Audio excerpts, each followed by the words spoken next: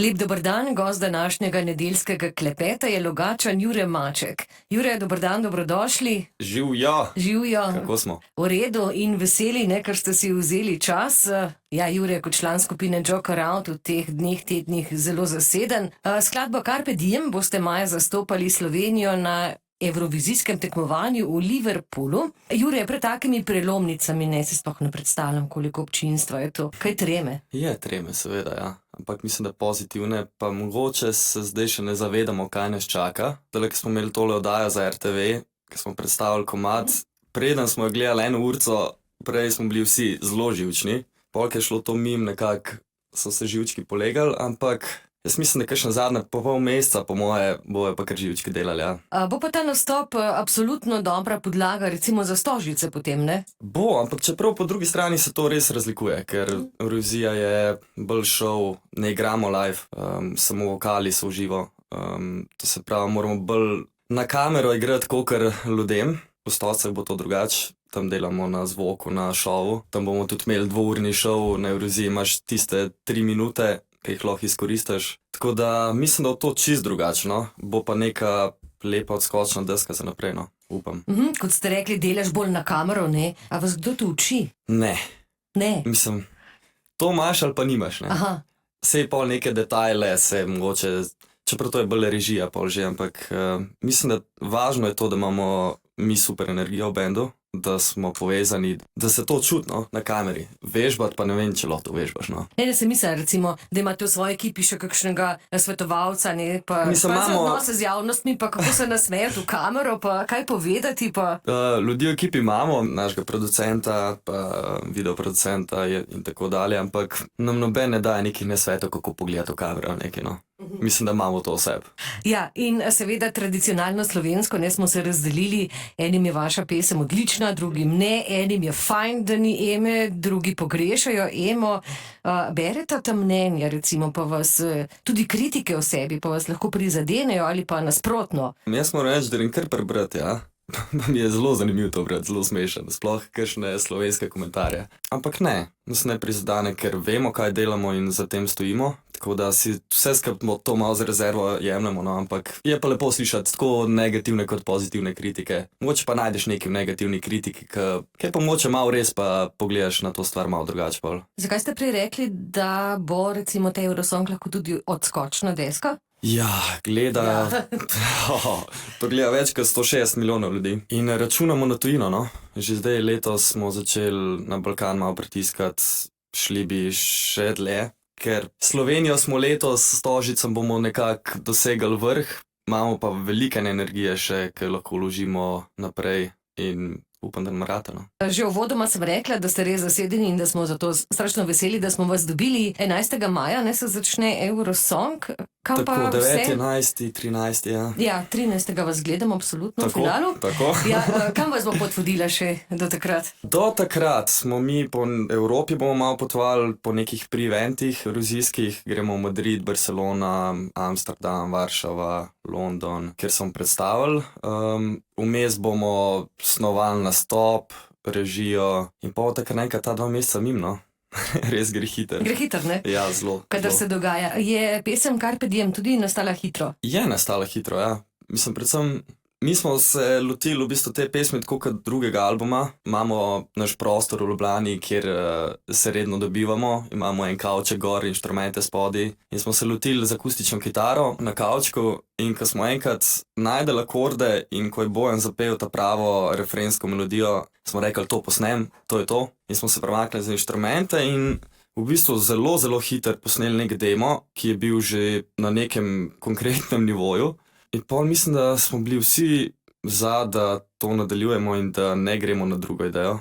Smo rekli, to je to, gremo in potem smo šli v Hamburg snemati to vse skupaj za 14 dni v studio, tam se je vse zgodilo. Mogoče preden greva res omenjeni Carpe Diem, ne, v Liverpool greste, v mesto slavne četverice, vas bitli kaj navdihujejo? Ja, vse. Mislim, da že od otroštva hrepenimo potem, da bi bili enkrat kot Beatli, njihova glasba nam je zelo všeč, ampak smo pa še zmeraj Joker Out, no. Z nami v studiu je torej Jure Maček, bobnar, član skupine Joker Out. Jure, pesem Carpe Diem pravi, da sta glasba in ples odgovor tudi na težke stvari v življenju. In v vašem življenju je glasba prisotna že let. Od godbe Logatec naprej, katera tista prva, še prej? Jaz sem pri 5 letih začel z glasbeno šolo. 5? Ja, so mi starši pisali, imel sem super profesorje in potem, ko sem glasbeno šolo zaključil, sem začel pri godbi Logaški igrati, pa potem prav malo pri simfoničnem orkestru. Kantabile, ne? Tako. In takrat sem imel že neke bende, osnovnošolske, doma, v garaži smo igrali. Potem se je pa kar naenkrat vse skupaj hitro obrnil. Gal Džurin me je takrat povabil v band, smo z Galom in Severo igrali veliko let, potem Čedohuči, Fat Horses in tako dalje. In zdaj Joker Out, ja. Pa še nekaj, Trije mušketiri etno, ne? Pa Bad Nation, ja. Blues? Ma to je... Mušketiri, ja, točno. To je etno, ja. To smo glasbeniki iz vseh vrst bendov nabrani na kup, ker se imamo... A to občasno še deluje? To imamo enkrat na leto imamo koncert, to je to. In se imamo en dan zelo fajn in uživamo in smo zelo dobri prijatelji, to je to. Našla sem stare logaške novice in tam notri logaške potepuhe. Celo nekaj narodno zabavnega. Ja, to je pa moj dedi. A res? Ja, moj dedi je imel band Logaški potepuhi, igral je saksofon pa klarinet. In potem, ko so čez desetletja poustvarili to skupino... Ja, ne vem, koliko je bilo zdaj vmes, ne vem, 50 let je bilo vmes. Ste vi igrali Sem jaz z dedjem igral, ja. A potem ste vsaj tretja generacija glasbenikov v družini, Maček. Res je, ja. Vse ima. Foter je tudi igral boben pri godbi. Dedi je glasbeno šolo v Logatcu pomagal ustanoviti.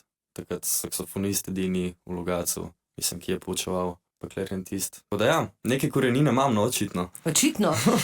Hotela sem vprašati, prejle, ko smo bile pri godbi, no, pa tudi vidim, da imate družinsko tradicijo, budnice, novoletni koncerti. Ste uživali? Ja, zelo. Godba nekaj posebnega. Godba mi je res dala eno lepo popotnico za naprej, ker sem odraščal s starejšimi ljudmi okoli sebe. Navadil sem se, kako obnašati, kako igrati. Črpal sem veliko enega znanja od drugih glasbenikov. Pa to je bila neka taka velika družina, 50-60 ljudi. In je bilo res lepo, no, ker smo se vsi povezali. To je zdaj to tako opevano večgeneracijsko sožitje, verjetno, ne? Ja. Tam pa je še nekaj, kar vas druži. Glasba zelo povezuje ljudi, tke prijateljstva. Prej ste rekli že zdajle za skupino Joker Out, da je to tista prava energija, ko se začutite med sabo. Ali pa tele, muški štirje, ne, da se dobite in imate... Ja, dosti podobno, drugače, sam da pač Joker Out delujemo res profesionalnem nivoju in to smo res prijatelji na prvem mestu. Vsak dan smo skupaj, že zadnji let, pa še več. Vsak prosti čas preživimo skupaj, vsak intervju, koncerte, po cele dneve smo skupaj in to se pol res pozna na koncu na odru, no. Ta energija, povezanost v najslabšem, mislim, ko pride kakšen slab čas, stopimo skupaj in lepo je. In recimo, kakšna je vaša vloga? Posebna vloga, recimo, kot Jureta, ne kot bobnarja? Ja, naloge imamo zelo razdeljene v bendu, demokratično. Sem seveda bobnar, ampak poleg tega skrbim za tehniko in produkcijo skupine Joker Out. Vsak mora nekaj prevzeti, tako je. Pa že tako imamo čez 20 ljudi v svoji ekipi, so vsi ljudje naša podaljšana roka, ker vseh stvari je nemogoče narediti, no, je preveč. Tako da, hvala Bogu, nam stojijo ljudje ob strani in smo mi nekako idejne vodje, management in potem nam vsi ostali pomagajo. Kaj mora imeti dober bobnar? Recimo, je tisti v zadnji liniji, bova rekli, ko ga vidimo na odru, ne, pregled nad vsemi mora začutiti, kdaj se bo pa mogoče nekdo ustavil, pa zaželel pauzo, pa zaželel povabiti zraven občinstvo, ne vem, kaj. Res je, ja. Zelo dobro vprašanje, drugače. Veliko karizme, pregled nad celim dogajanjem, vse moraš imeti pod kontrolo skozi. Jaz smo recimo za zanimivost, jaz imam en mikrofon od zadaj, v katerega govorim in me slišal sam vsi člani benda. Tako da, če so vmes kakšne situacije, lahko jaz rešim situacijo od zadaj, ker pač nisem v prvi vrsti. Kaj še rab? Veliko energije. Nisem tudi še probo športa, ki je bil bolj naporen kot bobnanje, ker v tisti 1,5 uri ne smeš spustiti in če spustiš, to ljudje občutijo in bend pade in energija vse, tako da v bistvu moraš držati celotno energijo benda, 1,5 ure. To je najbrž najtežje in najbolj ključno. Se kaj bojite za sluh?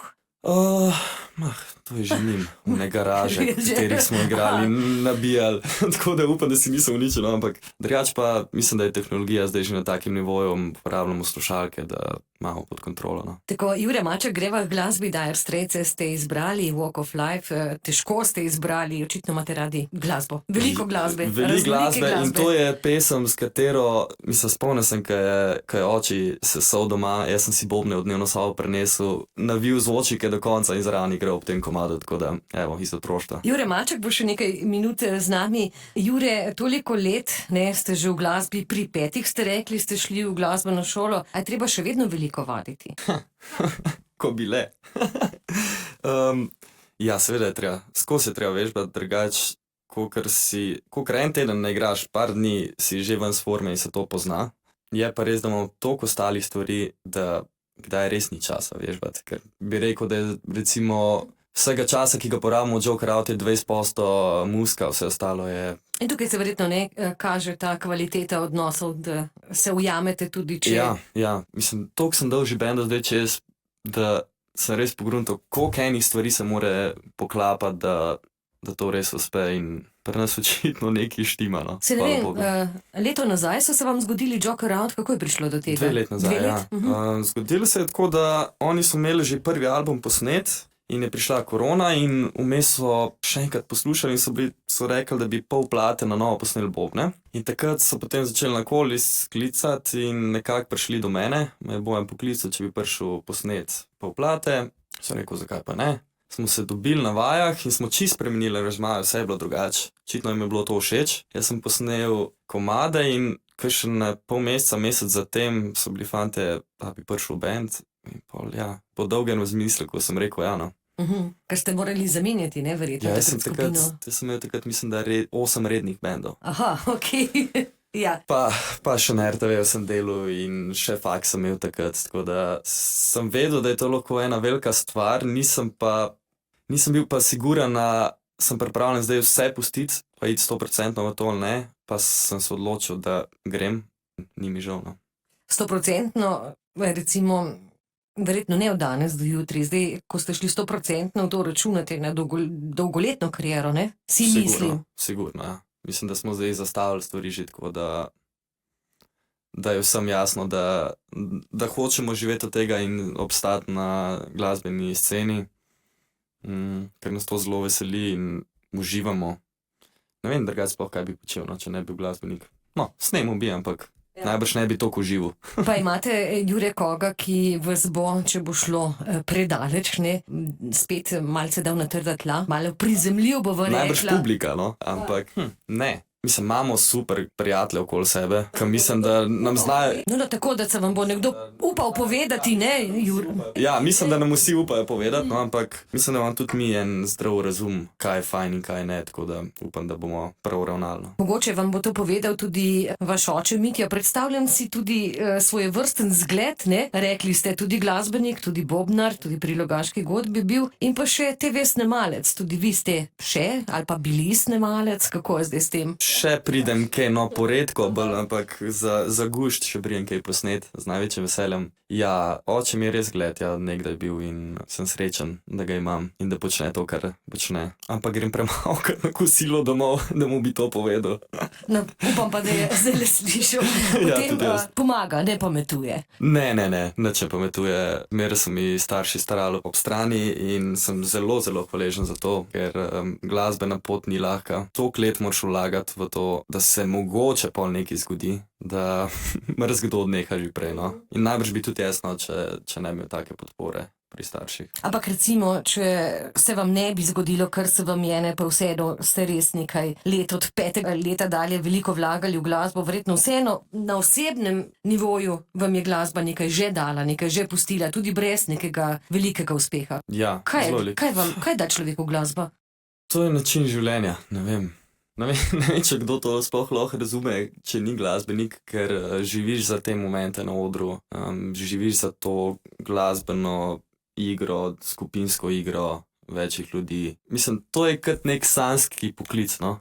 Če bi si nekaj res močno želel in ti to uspe, to je ta občutek. Rekli ste na odru, se pravi, da tisti vrhunec glasbenega ustvarjanja je potem še tisti dodatni glasbenik, igralec ali kakorkoli lahko rečemo občinstvo ali kako. Čutite občinstvo, ko ste na odru? Ja, definitivno, ja. In živimo za to, no. Brez občinstva itak mi ne bi obstajali. In celo leto garamo za to, da potem recimo snemamo plato, komade, da lahko to potem prikažemo na odru ljudem in najlepše, ko vidiš nasmejane obraze pod odrom, to ti res vrne neko energijo, no. Ta čas, ko ste na odru, vidite samo, ne vem, množico, slišite tisti hrup, valovanje, ne vem, kaj čutite, ali vidite obraze? Vidim obraze, ampak no, lih to bobnar to čisto drugače vidi kot kitarist, recimo. Kitarist bo vse počekeral od spredi in ima čas to narediti. Jaz nimam časa za to, oziroma sem preveč v muski, da bi se lahko posvečal temu. Tako da takrat sem v nekem drugem svetu, povezan s člani benda in na zelo isti valovni dolžini moraš biti z vsemi, če hočeš, da se ta magija zgodi, ker potem ljudje začutijo in potem ti to vrnejo. Ampak ko se to zgodi, pa občutiš, ja, pa nima veze, a si spredi, zadnji. Res lepo videti na ljudi pod odrom. Prav ne čudi, neko sem spraševala naokrog, pa kakšne hobije ima kaj Jure, pa vsi so rekli, nima hobijev. Ima glasbo. Musko imam, to je to. Je to to? Vse drugega ne rabim. Ja. Sem pa nekaj videla, no, še te vaše posnetke, ne kot montažer. Ja? Bi rekla po njih, lahko da se motim, da imate zelo radi naravo. Ja, res je. Narava... Ker to je čutiti, je videti iz teh A je? posnetkov. Ja, No. ja. Hvala. Lahko bi šel živeti v Ljubljano, recimo zdaj bi mi olajšalo nekatere stvari, ampak mi recimo Logatec in narava okoli njega toliko pomenita, da tega ne morem narediti. Najlepše mi je iti na planinsko polje poleti, uživati, ko sem frej in se malo sprostiti. Pa prepotoval sem tudi že nekaj sveta, tako da mi je Slovenija še zmeraj najlepša in najlepše je vrnem domov. Ja, narava, ne vem, res je lepo, no, v Sloveniji. Brez tega ne bi mogel. Nekaj sem pa izvedela, kar se tiče hobijev, ne? Da Jure Maček rad in dobro kuha.